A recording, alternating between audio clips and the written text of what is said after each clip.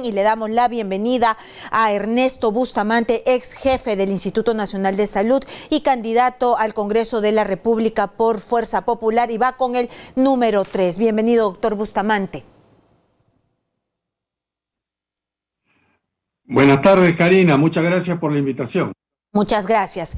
Empecemos directamente. Hoy día aquí en Exitosa Perú estuvo Julio Guzmán del Partido Morado y dijo que no quería ver, cuando se le preguntó, Nicolás Lúcar le dijo de llegar al Congreso de la República, cómo va a ser, porque va a ser bastante atomizado, van a haber microbancadas, cómo se va a hacer, porque se necesita pues gobernar de alguna manera y hacer alianzas, hacer llevarse bien con algunas bancadas para poder llegar a acuerdos. ¿Usted con quién se siente mejor? Y dijo, con Keiko Fujimori para nada. No, yo prefiero a Verónica Mendoza. Parecía Verolovers. ¿Qué le parece a usted? ¿Le pusieron la cruz al fujimorismo? Bueno, esa es la opinión yo no tengo nada que opinar sobre él.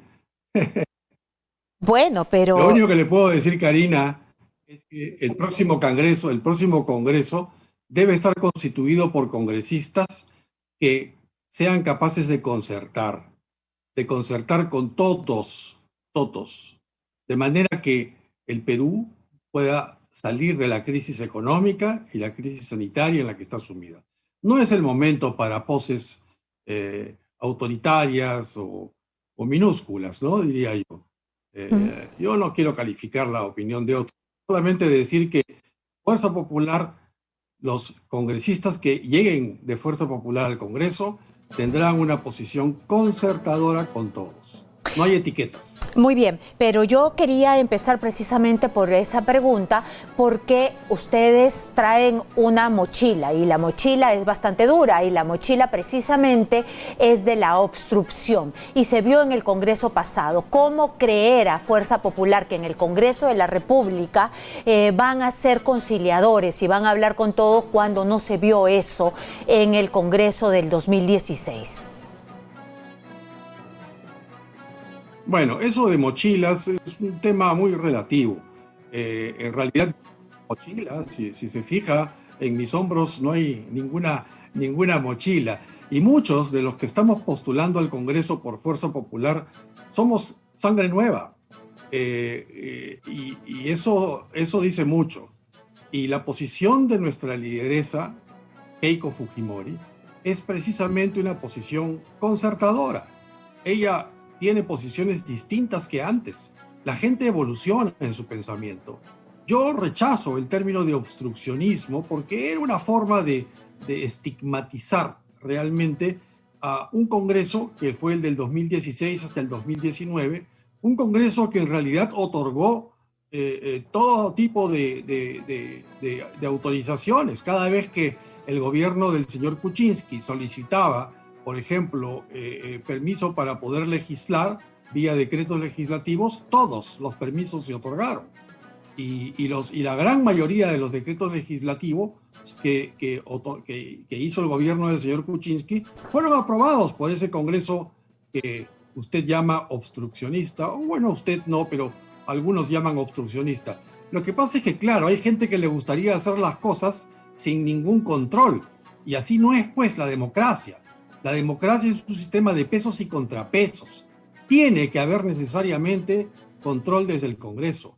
Inclusive, en el evento en que Fuerza Popular llegue a ser gobierno y maneje el Ejecutivo, los congresistas de Fuerza Popular también tienen el deber de ejercer una labor fiscalizadora sobre las acciones del gobierno, porque el gobierno, todo gobierno democrático, necesita un contrapeso.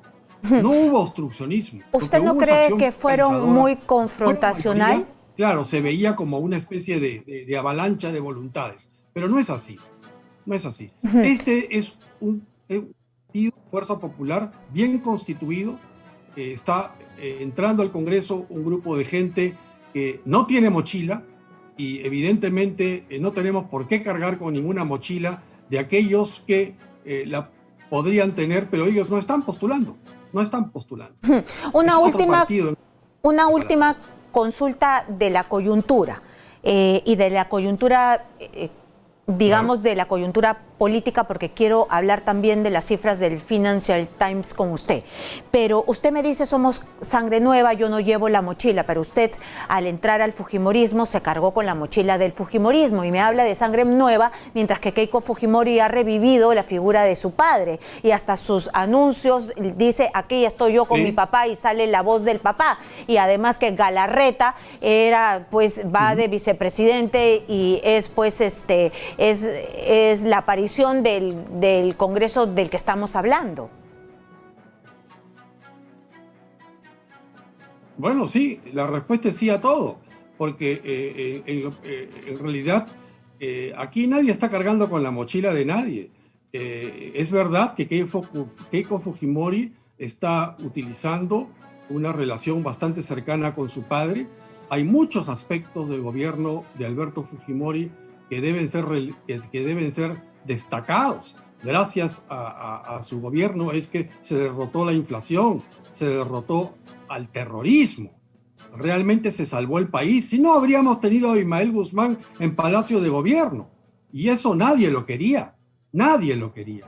Así que la Constitución del año 93 fue aprobada por referéndum. Por referéndum. Y gracias a esa Constitución es que el Perú ha podido construir una economía sólida que recién el gobierno de Vizcarra y Sagasti se encargaron de destruir. Entonces, ¿quién habla de mochila? La mochila la tienen los que han estado apoyando a Vizcarra y Sagasti, que encima han destruido la salud y la economía de nuestro país. Entonces las mochilas hay que verlas por cuánto pesan. Y yo creo que más pesa el daño que le puede haber hecho Vizcarra y Sagasti y por supuesto todos aquellos que lo han acompañado a nuestro país. No hay tal cosa como mochila de fuerza popular que yo haya asumido, por ejemplo. Yo, por eso le digo, mire usted, yo no tengo ninguna mochila. Yo lo que soy es militante de Fuerza Popular y participo con mucho orgullo en el esfuerzo del partido por ser gobierno y por tener representantes en el Congreso por ayudar a nuestro país. Pero eso no significa cargar con la mochila de nada. Yo reconozco los errores que otros pueden haber cometido, pero también hay que reconocer las cosas buenas que se han hecho cuando se hicieron.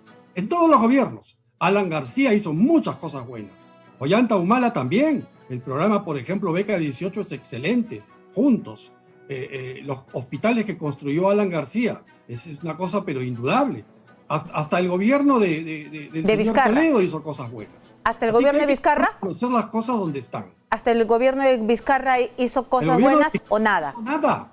No construyó nada. Lo que trajo el gobierno de Vizcarra al país es corrupción.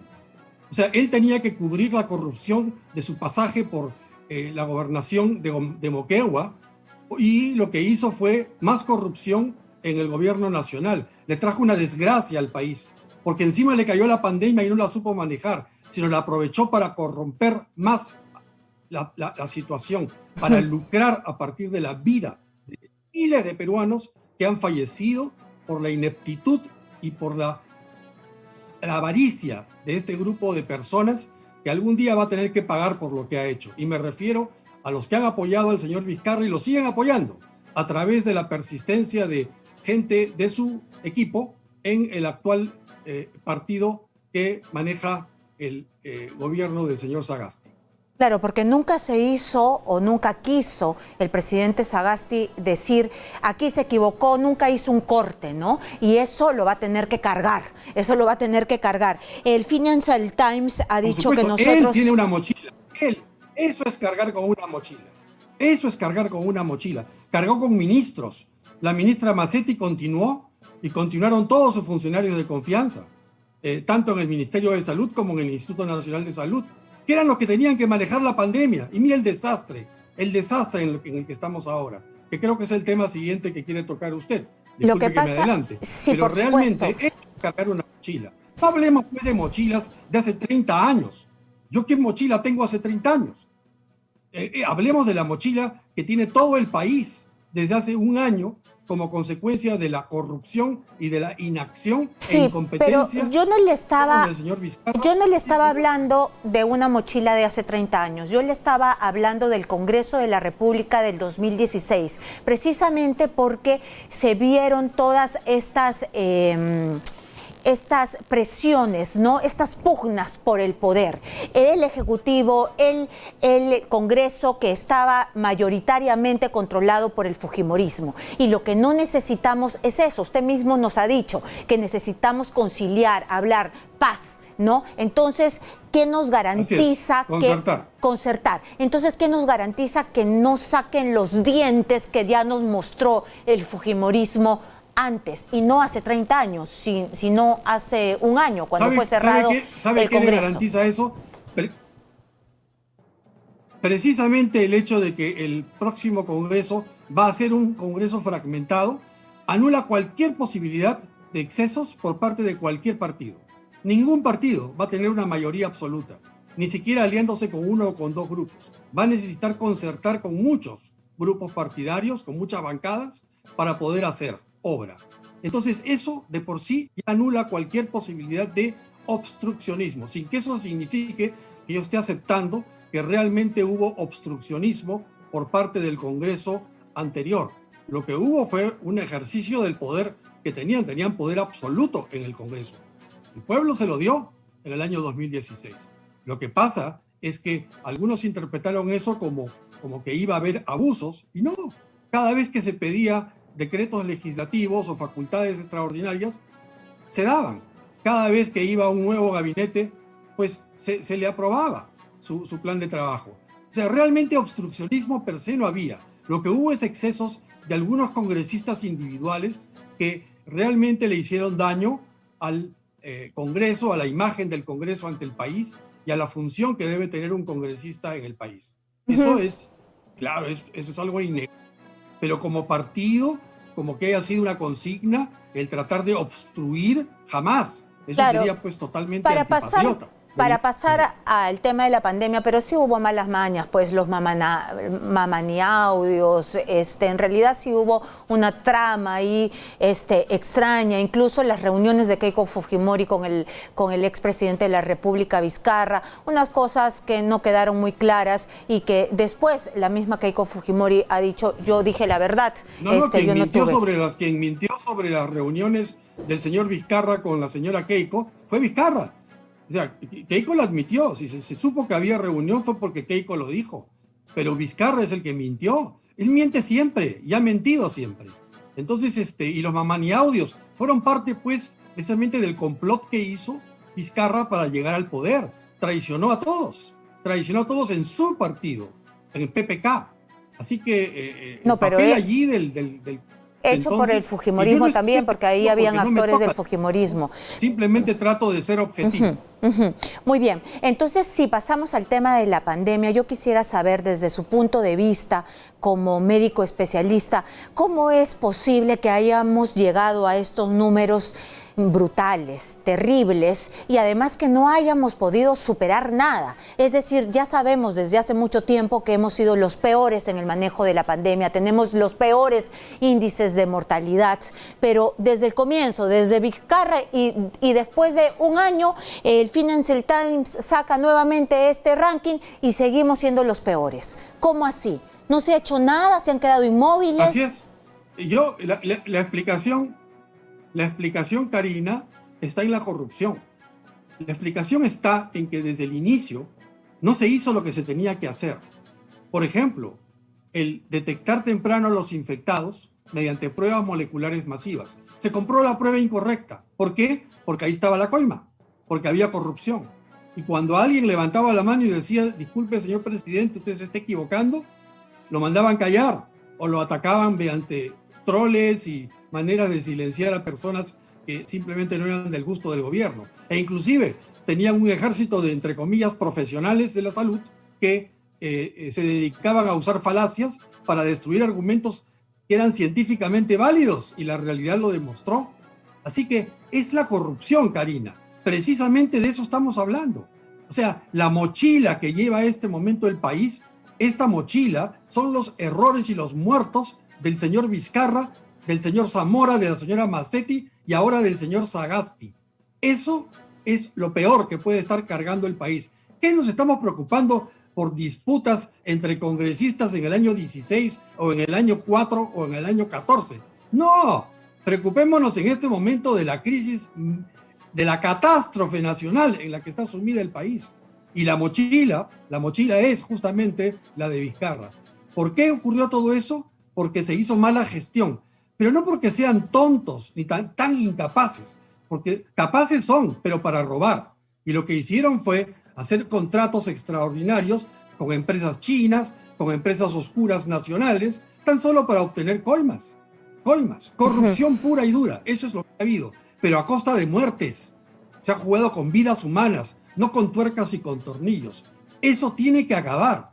Por eso, lo mejor que podemos hacer, el primer paso que tenemos que dar para acabar con esta pandemia es cambiar de gobierno, cambiar totalmente de gobierno y cambiar totalmente esas instituciones que han malogrado el país. Hay instituciones que están podridas desde adentro y eso hay que arreglarlo. Y para eso no se puede pues tener un gobierno que se llama de transición y de emergencia, pero conserva a todos los corruptos que han estado en el gobierno anterior. Eso de ninguna manera. Eso es mochila. Eso es mochila. ¿Qué le parece lo que ha dicho Hernando de Soto respecto a las vacunas? Que lo va a dejar a los privados, que la competencia regule el tema de las vacunas. ¿Eso se puede? ¿Eso pasa en otros países? Yo no estoy de acuerdo con ese concepto. Las vacunas tienen que ser provistas por el Estado de manera gratuita. El concurso de los privados debe ser para ayudar con la administración de la vacuna. Por ejemplo, vacunatorios privados, farmacias, policlínicos privados, deben hacerlo, pero al peruano le debe costar cero. Si el policlínico incurre en gastos, como que probablemente incurra, para poder administrar esas vacunas, entonces habrá que hacer contratos con estos policlínicos para cubrirles sus costos razonables respecto de cuánto costó el administrar la vacuna, porque es tiempo y local y experiencia y personal que están poniendo. Pero al peruano, al ciudadano, le cuesta cero.